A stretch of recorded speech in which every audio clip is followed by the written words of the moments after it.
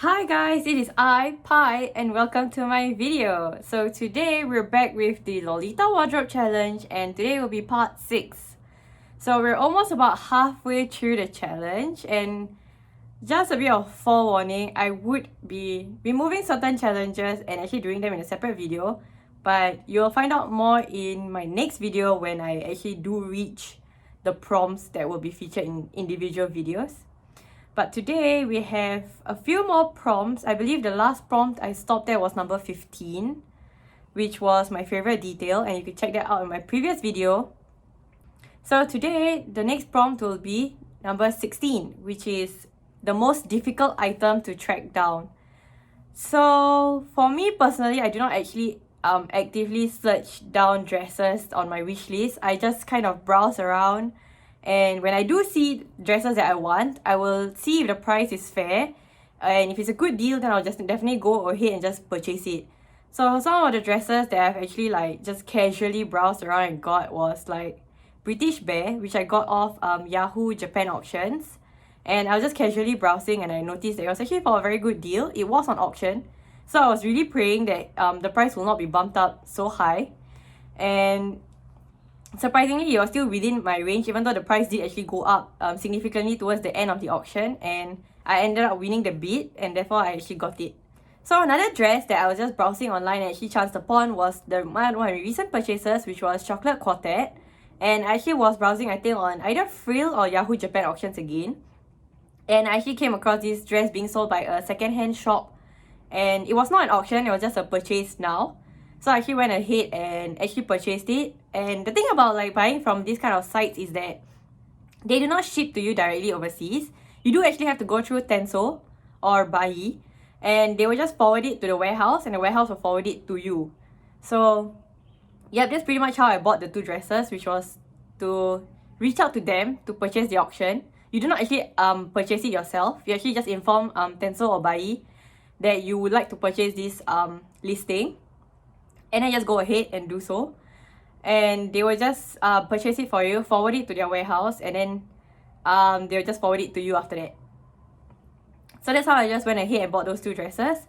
Otherwise, most of the dresses that I do have in my collection was actually bought in person at Closet Child. As I've mentioned in my previous videos, I do actually go to Japan quite a bit.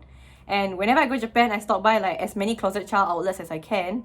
And at multiple times throughout my trip, I will go to the same outlet a few times throughout my trip and just kind of browse to see what's the new additions, as well as if there's any dresses that I really wanted, and I'll just go ahead and purchase it. Along that line, of course, there are certain dresses that I am actively on the hunt for, and I would say that one particular dress that I've been keeping my eye out for the longest time would actually be gathered chiffon. But it's a very specific gathered chiffon. It's, I believe, the Shinjuku limited edition, the one that was in red with the gold trimmings.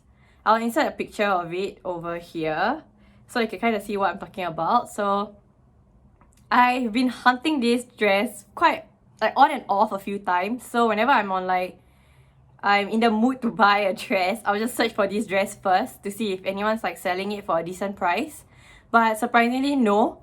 Either no one is selling it because it is a limited edition piece and it's quite rare, or the price is just not within my budget. Some of it can go as high as $700, and I'm not really looking to get something that expensive. I was hoping it's around $400-500. It'll be a bit fairer because it is limited edition, and I understand that the price point is definitely going to be higher than the original retail price, but I don't want to pay exorbitantly more. So for now, I'm comfortable with the idea of not having it, but I am still on the lookout for it, and if it does appear for a fair price, I am definitely going to go for it. So I would just say that's one of the most difficult items to track down.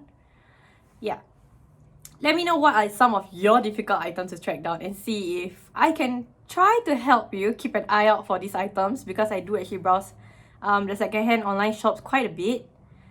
But otherwise, maybe next time when I go to Japan, I may ask if you guys want me to keep an eye out for any particular dresses, and I could definitely purchase it and ship it to you, because I have definitely done that through Lace Market. So yeah. So the next prompt is number 17, which is my indie brand or homemade collection. So I do not actually have a lot of indie brand items. I did actually consider buying from Baby Ponytail a while back, but sadly another dress launched at the exact same time and I couldn't actually afford to get both. I believe at the same time I was getting Dozing Cat for Metamorphose. So I decided to put my funds towards Dozing Cat and I actually did not buy the dress that I wanted from Baby Ponytail. So I'll show you the dress if I can actually find a picture of it. I believe it was like a circus themed dress and I really liked it, but my funds went somewhere else. So maybe you've heard of Baby Ponytail. If you've not, I do recommend checking them out. I do think that they actually have quite a lot of nice designs. So yeah. Otherwise, I actually don't really own any indie brand items. I do actually have this dress from this Japanese slash Thailand brand. It's called Choo Choo, and it was made by these two Japanese sisters that actually moved to Thailand. They started their brand in Thailand, so that's why I'm a bit like, do I call it a Japanese brand because it's made by Japanese sisters, or do I call it a Thailand brand because it was made in Thailand? And I actually just found their shop quite like once in a mini cosplay festival there, and I just walked past the booth and I saw like, hey, there's like Lolita dress being sold here, and I decided to check it out, and they have quite a few items, and from what I understand, they actually do not sell like Lolita specific dresses. It's Loliable, which is like Lolita slash Gyaru kind of outfits. So the dresses are a bit more casual. Some of the skirt is a bit shorter. So it's not exactly 100% Lolita, but I do have a dress from them that is definitely fits the Lolita aesthetic, and I'll insert a picture of me wearing the dress here. It is a green colored dress. I previously had another dress from them which is a floral print dress, and that one was definitely not Lolita, I would say. I would definitely say it's more of a Gyaru type of dress. I have since sold that dress, and it was definitely too short for me. That's why I say it's definitely not Lolita. So I didn't bother keeping it because I felt like it was not really what I want in my collection. And as I've mentioned multiple times, I am clearing my collection, making it smaller and trying to reduce the amount of dresses I own. So therefore that dress just had to go. I am still keeping the green dress. I do actually have it in my collection. I'm not sure if I wanted to sell it. I do have like mixed feelings about selling it because I did actually want to keep a piece from that brand because the brand does not exist anymore. The brand has since closed down, and I do not know what happened to them actually. I'll definitely like reference some of their items, like their shops, as well as any reviews I've seen of them mentioning the brand, so you can actually learn more about them in the description below. But yes, I'm not sure if you've heard of this brand, if you've seen this brand, but yeah, that's probably the only indie brand I would say that I own. I do not consider Chinese brands like from Taobao as indie because they are technically Chinese brands. I would say indies are those not mainstream, very small brands, or like, I don't really know how to describe it. But yeah, I would say like brands like Baby Ponytail is definitely indie. And you can definitely search on like Facebook groups about what other like Lolita indie brands around. So Chinese brands, while in the past it used to be considered as indie because they're not mainstream Japanese brands, but for now I think Chinese brands have actually set up like quite enough of a brand presence, and they have participated in like Lolita tea parties as well as international events. So I would definitely say they are not really indie anymore. They have established themselves as a well-known brand, so therefore they're not indie in my books. But let me know if I'm wrong, or if you do actually consider Chinese brands as still indie. So on the other hand, in regards to handmade collection, I only have one item that's actually handmade, and it's not a dress, it's not a blouse, it's not a clothing item, but it is actually a accessory. It's a handheld accessory. So in my previous video, I actually talked a bit about handheld like wands or staffs that you can actually hold as an accessory. It's a thing that was popular a few years back, but I feel like it's not as popular as it is now because it does give off a bit of a cosplay-like element. But nonetheless, if brands like Baby the Star Shine Bright do actually have their little wand that is being sold, I do still say like, okay, fine, it is still part of the Lolita aesthetic to have like wands or stuffs used in your coordinate. So a few years back when I first started Lolita, I actually did make a staff of my own, and I've not actually used it in a coordinate because, as I've mentioned, I like to keep my hands free, so I have no idea why I actually created this knowing that I will not actually use it as much. But I was hoping to use it for like maybe a photo shoot or something, and in the end I still did not use it, so it's just been sitting around sort of gathering dust. But let me just show you what I'm talking about.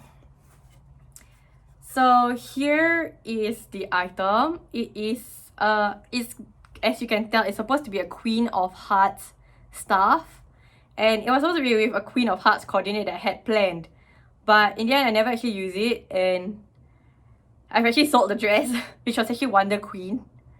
So yeah, this is now just sitting in my collection, and I'm still very proud of it. I think it's a very well made item. As you can see, yes, there is bumps. So if you're wondering what this is a styrofoam heart, and this is actually a toilet roll that was cut into strips and folded into its shape, and then after reinforced with paint and nail polish to make it hard. So it's actually really hard. And on top, all of these are jewels that are from nail art items. So everything else is from sewing shops. Like, so if you go buy ribbons or this is normally used in curtains, so I'm not sure if you've actually seen this being used in curtains. These are like piping. And of course, this is just normal ribbon. This is also a ribbon around a wooden dowel. It's basically a wooden rod that I've painted black. And the end of it is also another piece of styrofoam with the same what do I call this again? Piping? Yeah, so that's just about it. It's actually huge. It's about, I think, more than a meter. I think it's maybe 1.2 meters long. So yep, I basically have this in my collection for like the longest time. I have not used it, I've not brought it out. And yes, it does give me the Maho Shoujo vibes, aka Magical Girl. And yeah, I don't know if it seems very cosplay-ish to be used in a Lolita coordinate, but I still quite like it. I think it's very nicely made.